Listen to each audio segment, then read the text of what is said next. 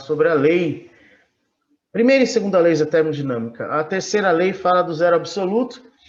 A ideia é que no zero absoluto as partículas não se movam. Olha que legal, mas não tem como chegar nele.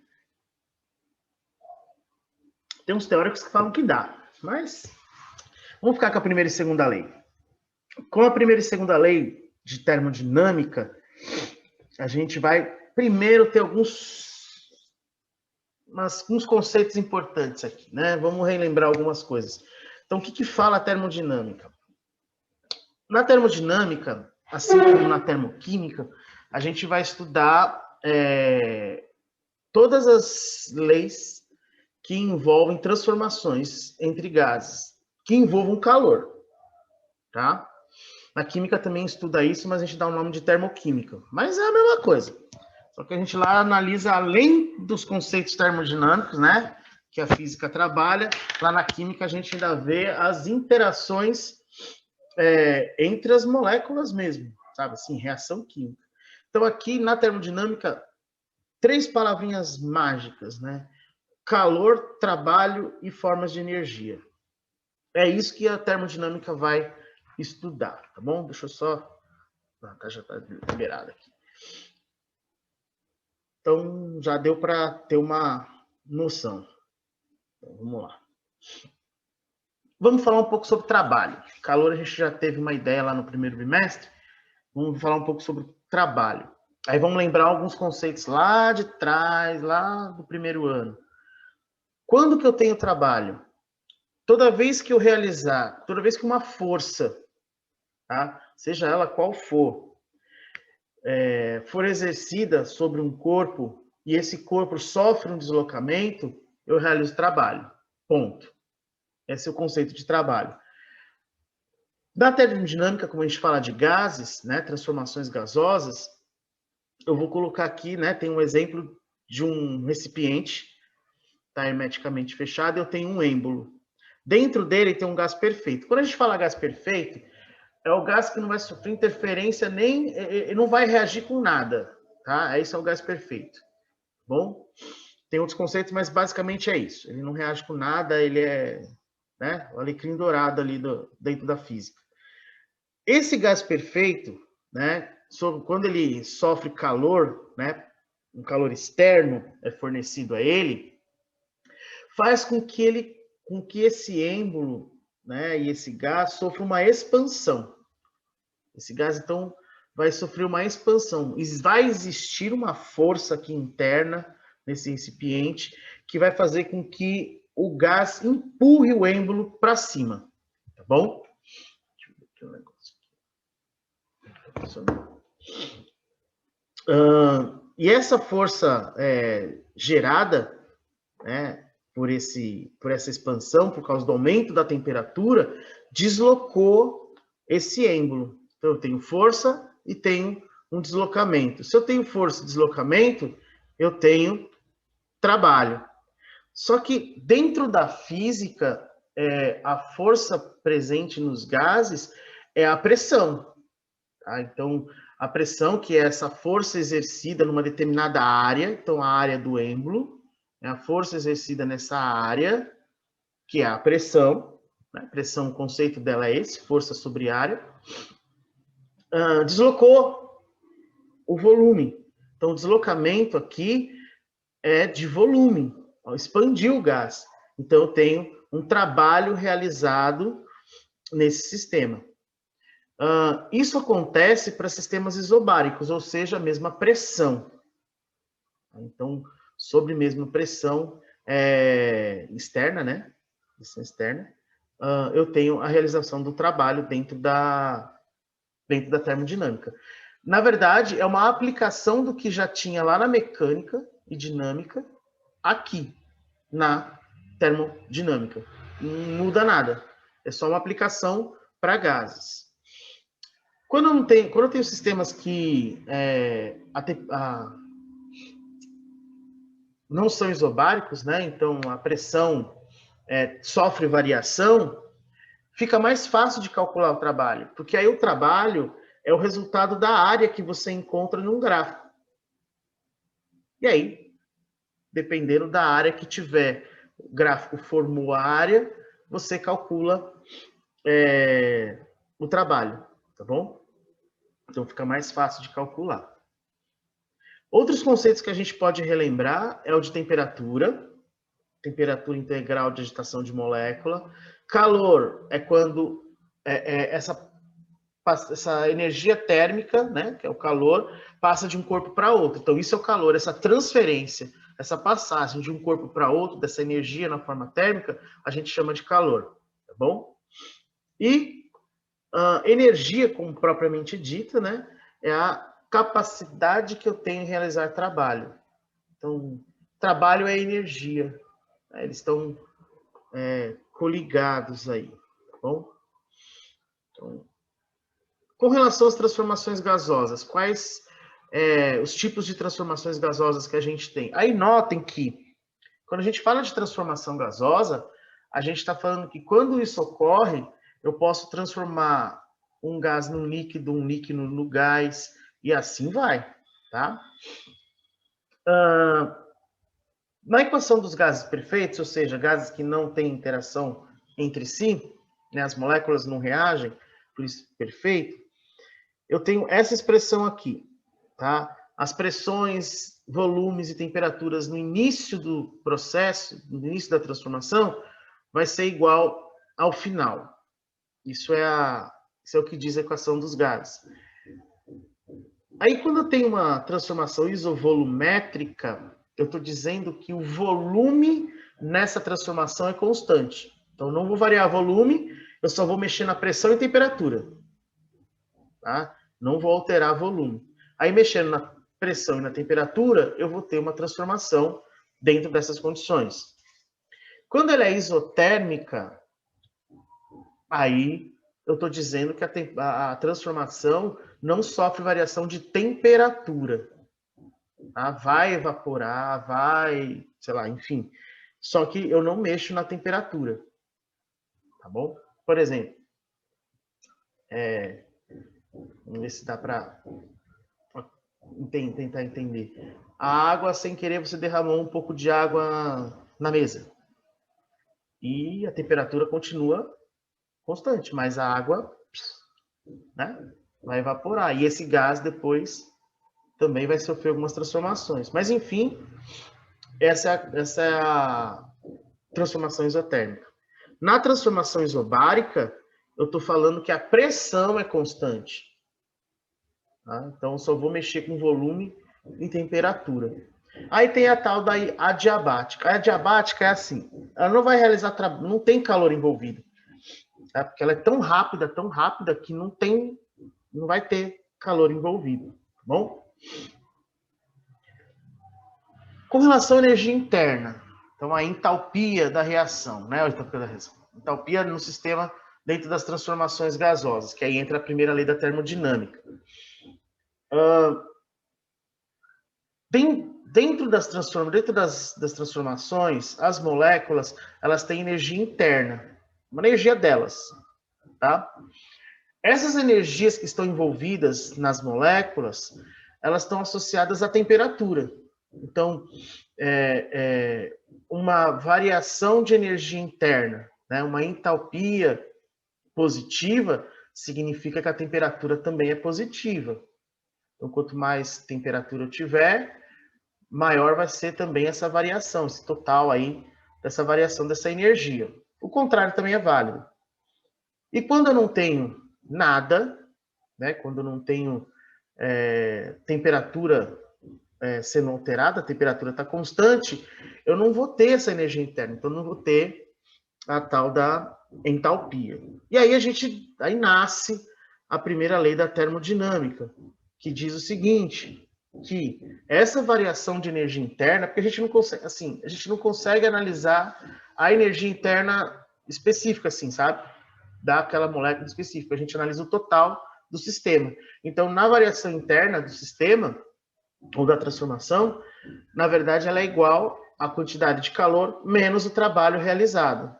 Então, essa diferença do calor envolvido e o trabalho realizado me dá a energia interna daquela transformação. Essa é a primeira lei. Tá bom? Então, em linhas gerais, é isso. Eu estou analisando na primeira lei a energia envolvida nas moléculas do gás. Então, as moléculas gasosas, elas têm energia lá envolvida e a gente analisa essa transformação como um todo. Então, essa é a primeira lei, ela diz isso. Só que aí, o que acontece? A primeira lei, ela explica essa questão do calor envolvido, né? Na verdade, aí é o conceito de que existe uma energia que depende de um calor, então quanto mais energia térmica eu tiver, maior vai ser essa variação de energia interna entre as moléculas ali. Só que ela não explica outras coisas. Então, aí vem a segunda lei para complementar. Qual que é a ideia da segunda lei? Nenhuma transformação, ela tem rendimento 100%. Não tem como. Sempre vai ter perda. Então, vamos tentar entender o que está acontecendo aqui nesse desenho. Eu tenho uma roda d'água, tá? Isso é um mecanismo antigo pra caramba, mas ainda tem alguns que usam como paisagismo, né? Para complementar lá o paisagismo do jardim. A roda d'água, aqui eu tenho um movimento da água, uma queda d'água. Então, aonde eu tenho uma altura e depois a diminuição dessa altura, eu vou ter o que a gente chama de energia potencial, conceito lá do primeiro ano. Então, a energia potencial está associada à altura.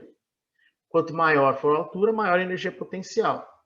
A água, quando ela começa a descer por essa cachoeira, por esse rio, córrego, o que for, ela começa a perder energia potencial e ganha energia cinética.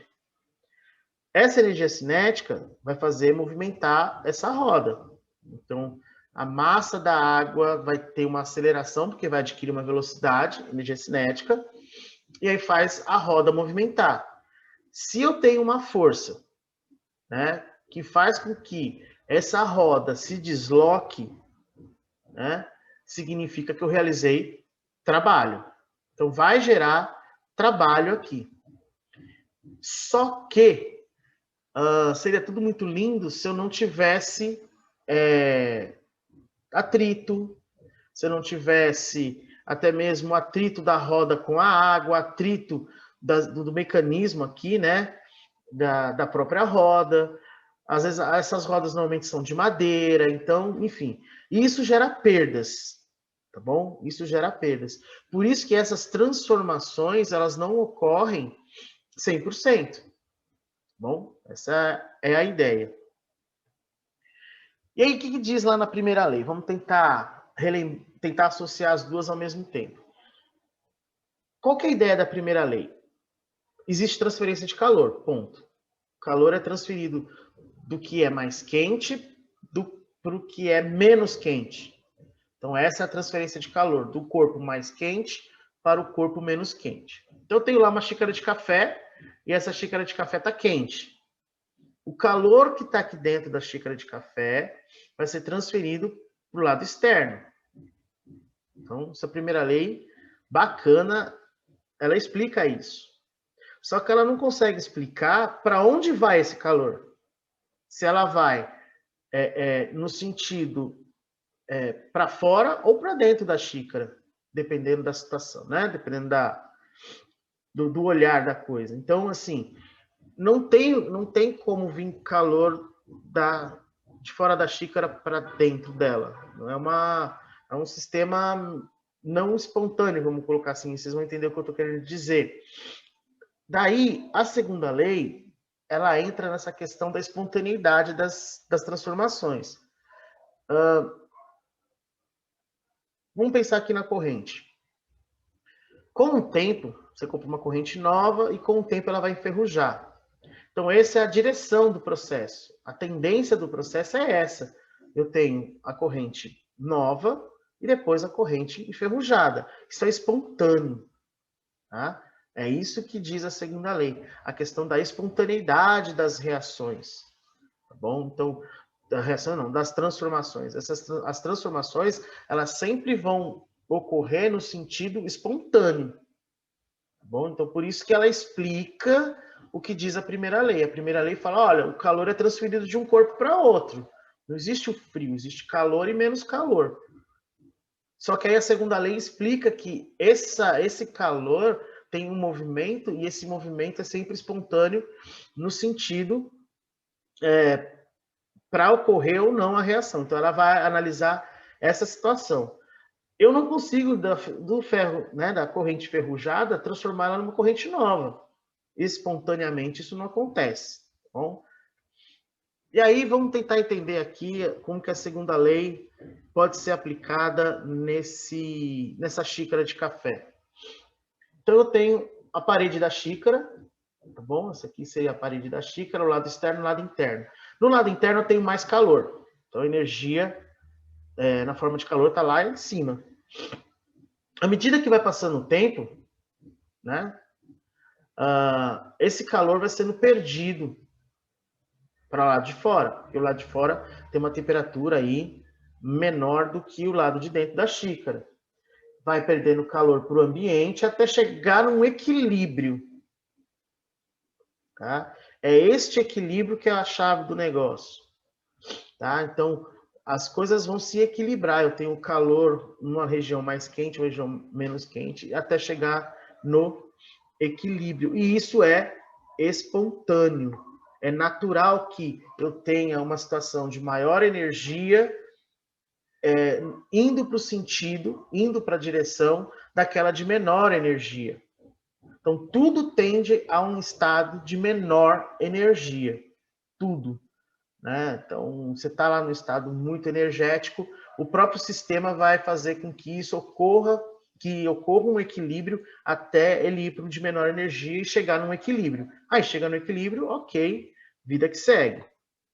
Então, a segunda lei, ela fala dessa espontaneidade, ela fala desse equilíbrio, e ela fala também que sempre tende de maior para o menor energia. E aí entra o conceito de entropia. Tá? Que aí a gente já vai finalizando falando sobre a entropia. A entropia, em linhas gerais, ela fala do grau de desorganização do sistema. Tá? Então, essa característica, né, a entropia, ela somente depende do estado inicial e final do sistema, do que está acontecendo. Por isso que ela é chamada de propriedade de estado, porque ela só analisa o começo e o fim. E ela diz que eu consigo determinar o grau de desordem dessas moléculas pela ação da temperatura. Bom, então, a temperatura ela influencia nesse grau de desordem. Então, quanto mais desorganizado tiver o sistema, maior vai ser sua entropia. E aí eu coloquei aqui um exemplo clássico, onde eu tenho um sistema fechado com uma válvula e as moléculas dos gases estão bem organizadinhos ali. Então, a entropia está baixa, né? Está tudo ocorrendo naturalmente, está ali quietinho, bonitinho.